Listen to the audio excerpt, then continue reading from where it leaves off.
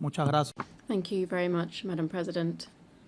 Madam President, the government of the United States knows no other way to justify its hostile policy against Cuba than resorting to constant lies. We all know that the United States government is a pathological liar, but they don't deceive anyone. It's clear that they are in no way concerned by the fate of our people nor their human rights, that the blockade continues to afflict, nor are they interested in regional peace that they threaten with their irresponsible military deployment in the Caribbean Sea. So as to provoke suffering on the Cuban people, they are even able to ensure reiterated cynicism within this United States. With full cynicism, they divert attention from the comprehensive efforts of their suffocation policy. No one can be in doubt of the ability of the United States to strike the economic stability of any country. This is currently being made clear through the imposition of tariffs on numerous countries around the world. In our case, these have been applied for more than 60 years. Madam President, the unjustified permanent presence of Cuba in the unilateral fraudulent list of state sponsors of terrorism is a measure geared towards strengthening the highest pressure policy against our people. Everybody knows, including U.S.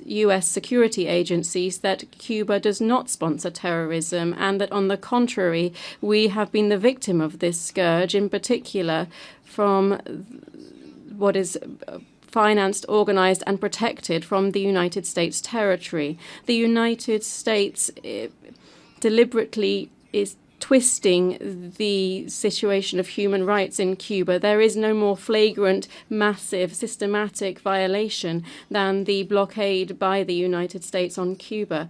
The United States has no moral authority to give us lectures on human rights to Cuba or anyone else. The government of that country is responsible for extrajudicial executions, abductions, and torture. They detain immigrants, they censor media and journalists. This is the country with a serious problem of public safety, violence, and police brutality. During the current U.S. administration, we have seen an exacerbation of widespread detention, systematic violations of human rights, xenophobia, racism against other phenomena. These are alarming practices which undermine any attempt by the U.S. government to present itself as some kind of example in human rights.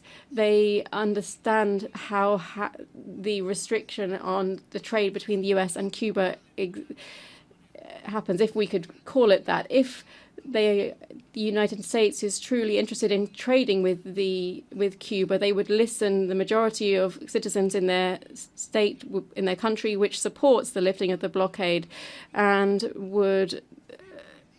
This is what is justice and reason would tell us to do. Madam President, the government of the United States clearly is lying when accusing Cuba of being involved in people trafficking. We know that this is a narrative, that it is a pretext continuing to support the blockade against Cuba. In holding up Cuban medical support with blackmail against countries that receive such aid, the U.S. is jeopardizing access for hundreds of thousands of people to quality health care. Madam President, I would like to make it very clear that Cuba does not form part of the armed conflict in Ukraine or in any other country. The Cuban government is aware that Cuban nationals, in unprecise figures, have on their own account participated in the military operation on both sides of this conflict. None of these nationals have the consent, the motivation, or any commitment from the Cuban government to participate in that conflict. Madam President, the United States government has no ethicals or scruples or commitment to the truth in order to achieve its strategic interests. In their statement, there is no argument that enjoys the recognition of the international community. They prefer to remain isolated, as they have once again in this assembly, subject to the discredit of the blockade for more than 60 years, rather than accepting their failure in trying to destroy the Cuban revolution.